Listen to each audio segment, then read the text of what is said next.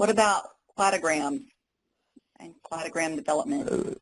Well, I just did these today. So it's Leslie, if you're listening, this is it's fortuitous that I'm on this call. You got to start. My strong suggestion is start with character tables and start simple. And if you, I'm happy for Steinauer to share my contact information with you, so you can email me directly and I can send you what I've done. But today I was teaching kids about cladistics and systematics through the lens of the 4 major clades of plants. So we're looking at bryophytes, pterophytes or ferns, gymnosperms and angiosperms. And I set up a character table real simple. We've got green algae as an outgroup. We've got chloroplast is the primitive characteristic that all these organisms have, including the outgroup. And then we're looking at cellulose. We're looking at vascular tissue, the ability to produce a seed, and then the ability to the development of flowers and fruit. And we just do the simple binary system of zeros and ones. And that pattern emerges in the character table. They've seen it. They're almost like, that takes like 20 minutes. Easy, but it gets everybody in the mood to see, okay, what do these plants possess? What do they not possess? Where are the breaks? Where are the demarcations, so to speak? Where are the derived characteristics? Once we've got that table in hand, then I actually have just the bones of a cladogram, the line for the outgroup and the line for the most derived group on the right. And I say, they turn their pages landscape, they get out rulers, I want the angle to look just like mine, and then we walk through all those taxa. And basically, it's almost like choir. I ask them a question, everybody knows the answer because they just did the character table, for crying out loud. Green algae, the outgroup, okay, what's the thing which separates them, the terrestrial plants? It's cellulose. We put cellulose there as a little notch on that right hand of the cladogram, and we put and then we send off the bryophytes. The fun thing about cladograms, and it'd be easier if I had a diagram of this, but the top of the cladogram to me represents time. If it's all extant organisms, let's say you're doing invertebrates or you're doing different types of mammals. If the mammals are alive today, if they are extant, they should all kind of be in the same two-dimensional plane at the top of the cladogram. The cladogram will also show you, it hints at common ancestry. It's not explicit, but it hints at it. Yeah. I think the cladograms are useful for looking at the primitive and derived characteristics. Once you've got a cladogram built, then you can switch to a phylogenetic tree and show those divergence points and show what I call those nodes, N-O-D-E, the nodes that strongly or explicitly suggest a common ancestor. And then once you've got all that set up, the really fun thing is to have kids, brainstorm, or as I call it, have a thought experiment about what characteristics that common ancestor possesses. And it is so gratifying for them to think, oh, well, if it's the common ancestor of ferns and conifers and angiosperms, it must have had vascular tissue. If not, that trait evolved 3 times, which doesn't really make sense.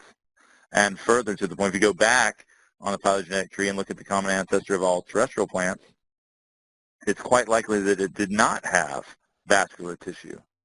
Or if it did, that means that every moss on planet Earth has lost that trait.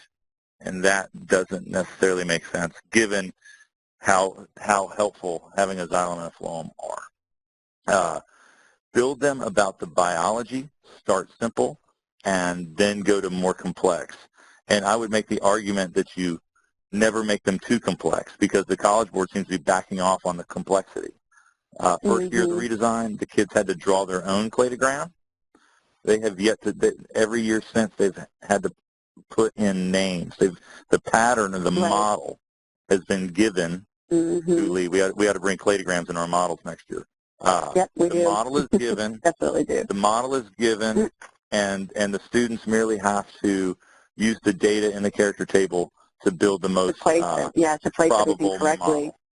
Yeah, because I know the question you're talking about is the one about the milk and the proteins in the milk, where the students were given the framework for building the cladogram, and like you said, they had to use the data to, place the organisms in the right place on that, on that template. I will say this. I mean, I'm just gonna be super honest.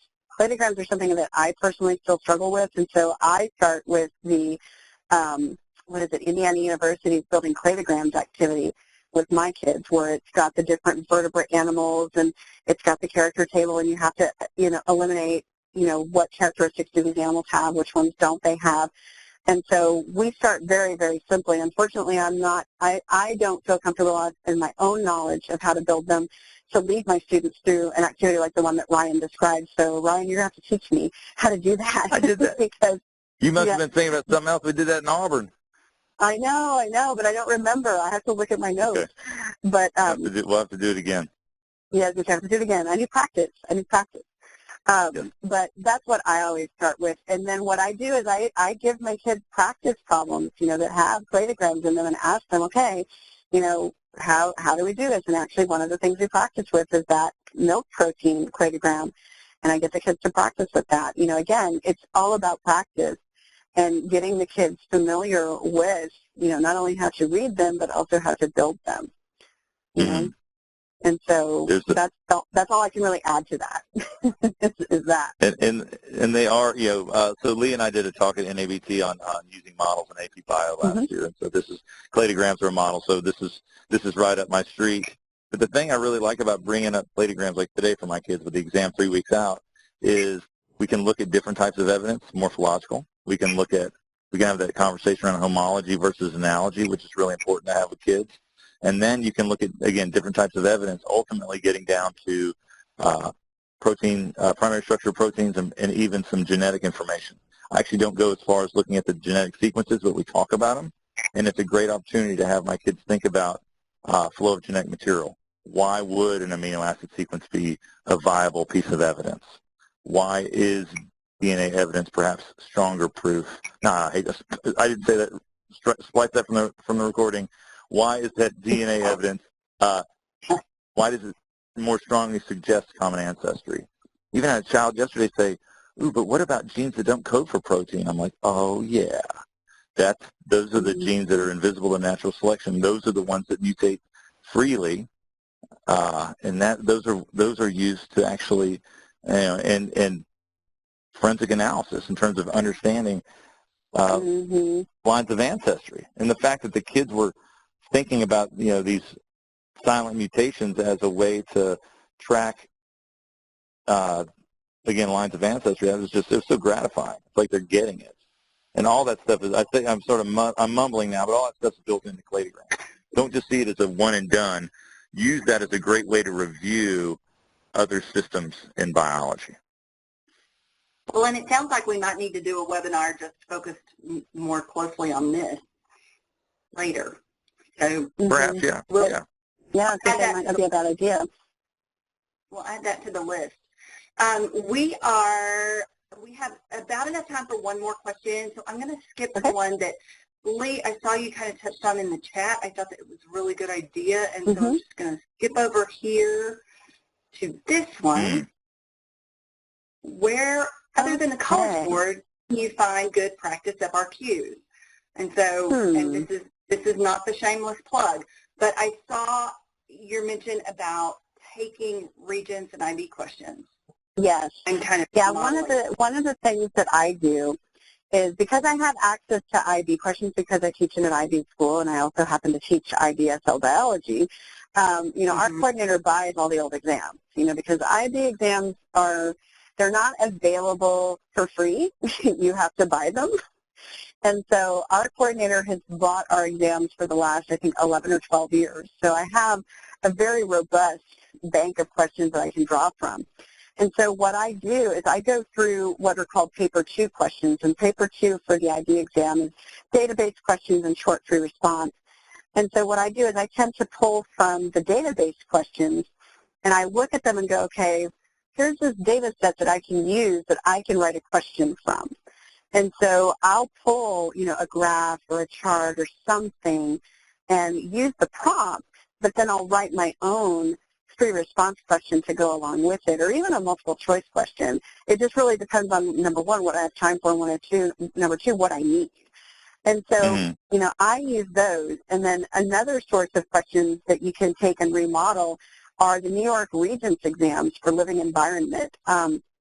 to be honest, the living environment exam is one of the better exams that exists, better standardized tests for biology that exists. And because New York State is very transparent with its testing program, every living environment exam that they give 3 times a year is available on the New York State Board of Education's website. You can just do a Google search for New York Regents living environment and you'll find them. And so what I do with those is I'll take some of those database questions that they have in the second part of the test, and again, I might use part of the prompt, but I might remodel the actual, question to be more accurately reflective of what a student might see on an AP exam.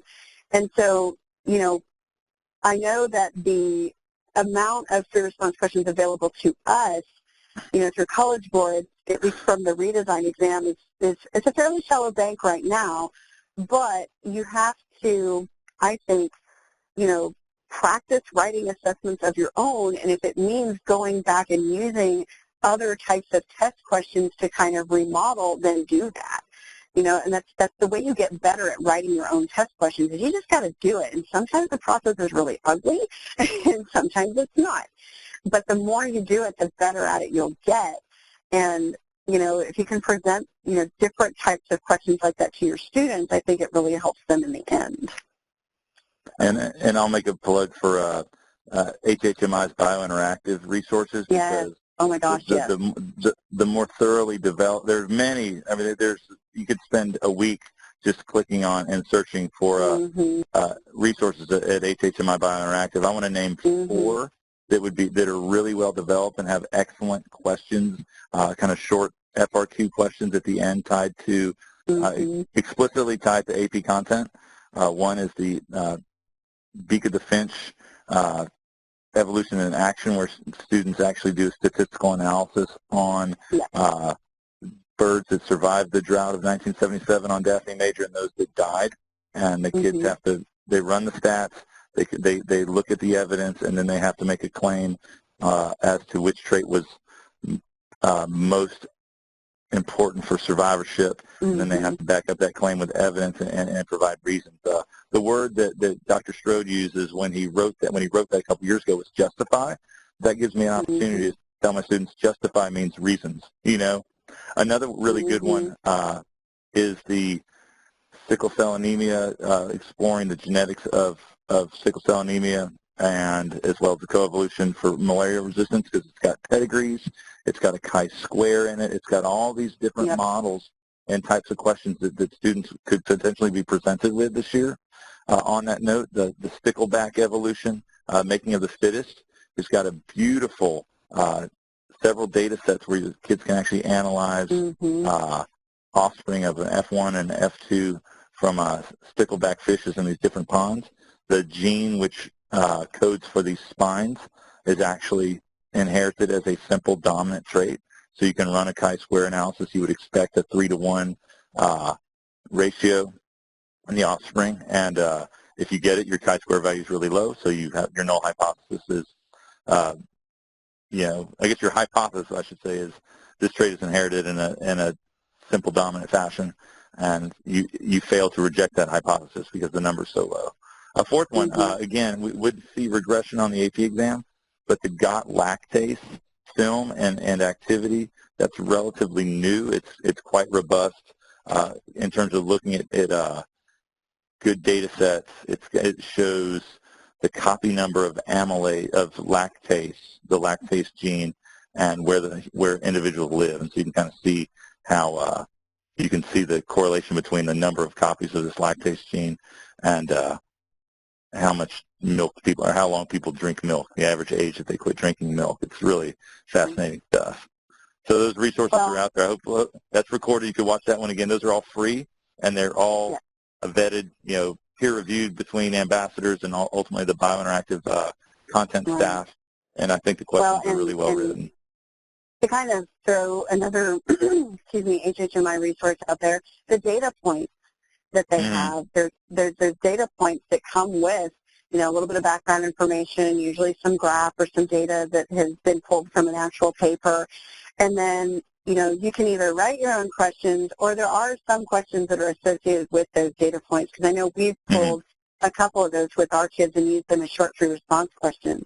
And so I would also make a plug for those as well. And I know they're increasing the bank of those data points pretty consistently. And so, you know, any of those resources would be outstanding in terms of providing, you know, fodder for a free response question. Absolutely, yeah. And for data points, all you need to do is there'll be a search bar on the homepage of Biointeractive. Type in data points and then click enter. You have to push enter or click on the magnifying glass icon, and it'll take you right to data points. I believe there are 30 right now, and they've got everything's tied to a specific learning objective for AP. Yep.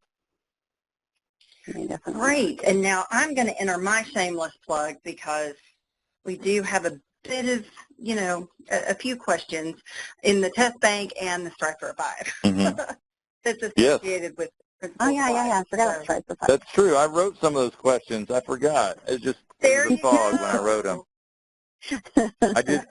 We wrote some really cool. I wrote for the Strive for 5. That was fun. That was that took a lot of time. And again, just I hope folks are still listening. Those were crafted by a team. They weren't developed just, you know, by me addled on coffee.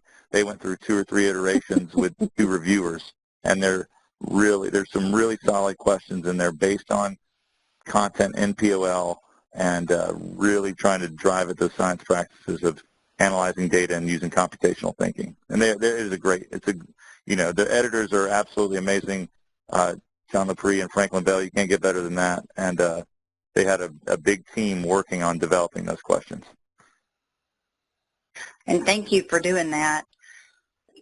Excellent. Well, thank you, Lee and Ryan, for joining us and for answering these questions and being so thoughtful and kind of exhaustive with your answers, like looking at the question in a lot of different ways. I think that helps so much, and I've seen a lot from the chat, and I hope folks are getting what they need. So we'll post the recording soon. Okay. And awesome. yeah. Okay, thank you so much, everybody. Yeah, my pleasure. Have a good night. Yeah, thank you. See you guys later. Okay. All right. Bye. Bye. Bye, y'all.